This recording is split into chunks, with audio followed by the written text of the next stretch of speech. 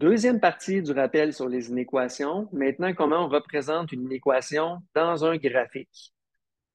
Donc, par exemple, si on veut dessiner cette inéquation-là, pardon, la première étape qui est très importante, c'est que ça va être d'aller isoler le Y. Pourquoi? Pour bien voir la forme sous la forme que tu as connue en secondaire 3, c'est-à-dire Y égale AX plus B. A étant le taux de variation, B étant l'ordonnée à l'origine. Alors, il y a une première façon de faire pour tracer ta droite qui est simple. L'autre chose, avant qu'on poursuive, c'est que quand on divise ou qu'on multiplie par un nombre négatif avec les inéquations, le signe va changer de côté. Donc, on voit ici, le bec de canard est grand vers la gauche. Ici, ça va être vers la droite parce qu'on a divisé par -2. Si on multipliait ou on divisait de chaque côté par un négatif, ça change le signe de côté. C'est la seule option qu'il y a pour faire changer le signe de côté. La méthode analytique, mini rappel pour tracer une droite. Donc, on peut commencer par placer le -3 dans notre plan cartésien qui est notre ordonnée à l'origine. Voilà, j'ai un point. Puis ensuite de ça, on regarde le taux de variation quand c'est des beaux nombres, -2. Donc, ça signifie que quand on va faire un pas vers l'avant, on va baisser de 2. Donc, on baisse de 2 à toutes les fois. C'est la variation qu'on a verticalement par rapport à une avancée de 1 sur l'axe des X. Donc, je répète, ordonnée à l'origine, je regarde le taux de variation -2. Ça signifie que quand j'avance de 1, je baisse de 2. Quand j'avance de 1, je suis rendu à 2 sur l'axe des X, je baisse de 2 ici. Et voilà, j'ai 3 points. C'est suffisant pour dessiner. Et à ce moment-là, je peux tracer ma droite de cette manière-là, qui est la droite Y égale -2x.3. Ce n'est pas encore la droite avec le signe d'inéquation qui est ici plus haut. Maintenant, en secondaire 5, ce qu'on peut faire, c'est on peut reprendre la méthode de secondaire 3, puis d'aller placer un point n'importe où. Souvent, on préfère le point 0,0, c'est le plus simple à placer dans l'inéquation. Ici, on a pris le point -2, -7. On le remet dans l'inéquation à la place du X et à la place du Y. Si j'obtiens quelque chose de vrai, ça signifie que ce point-là, il fait partie de l'ensemble solution, mais lui et tous ses amis du même côté. Donc, on pourrait aller tracer l'entièreté de ce côté-là. Donc, la différence entre un égal, c'est que le égal, ça va donner une ligne droite comme ça. Maintenant, si ce n'est pas un égal, puis il y a un signe d'inéquation, à ce moment-là, c'est une zone complète qui est dessinée.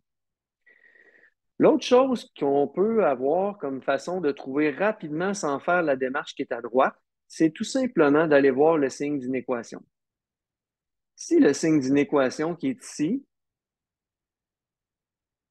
une fois que le Y est isolé, puis que le Y est du côté du plus petit, ça signifie qu'on va tracer en dessous de la droite. Donc, des fois, je donne comme exemple en classe que c'est un toit de maison, il tombe des gouttes, il pleut. Là, en dessous, ce n'est pas nécessairement à gauche, c'est vraiment en dessous. Donc, l'en dessous va être de ce côté-là. Si la droite était de l'autre sens, l'en dessous serait à droite à ce moment-là. Donc, quand le Y est isolé et on est du côté du plus petit, on trace en dessous. Puis quand le Y isolé est marqué du plus grand, donc est du côté du plus grand, ce qui n'est pas le cas ici, à ce moment-là, on va dessiner au-dessus. Donc, c'est un petit truc rapide qui marche tout le temps. Une autre chose, un autre exemple, donc avec un Y justement plus grand, X plus 3. Donc là, je ne rappelle pas comment on va tracer la droite, on va y aller rapidement, comme ça. La raison maintenant pour laquelle la droite, elle est pleine, c'est que les points qui sont là-dessus, par exemple, si on prend ce point-là, qui est le point 0,3, pardon, puis qu'on le place dans une équation, ça va donner quelque chose qui n'est pas vrai. Donc, là, les points qui vont être sur la droite frontière, qu'on appelle, ne font pas partie des solutions de notre inéquation. Ce qui n'était pas le cas à l'exemple précédent.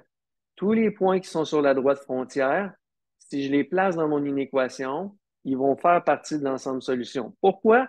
À cause du égal. Donc, quand il y a un égal, la droite est pleine.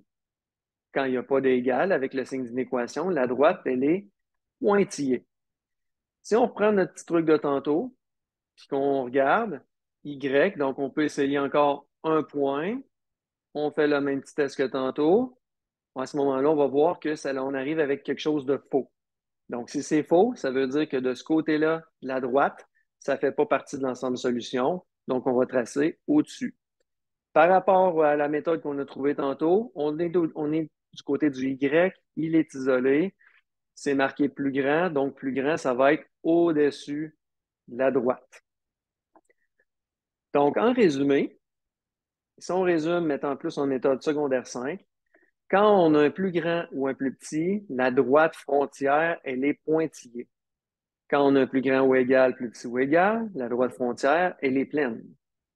Maintenant, quand le Y est isolé et qu'on est du côté du bec de canard ouvert comme ça, donc du côté plus grand, on dessine au-dessus. Et quand c'est du côté plus petit, on dessine en dessous. Dernier point pour ceux et celles qui ont de la difficulté aussi à tracer des droites, il y a toujours la méthode de la table de valeurs qui est possible. Donc, vous faites une table de valeurs X et Y, vous remplacez les X par les points que vous voulez, donc 1, 2, 3, 4 ou 0, 1, 2, 3.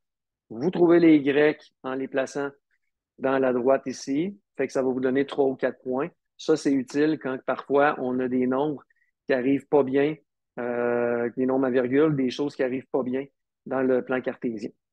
Fait que sur ça, c'est comme ça qu'on trace des droites, des inéquations dans un plan cartésien.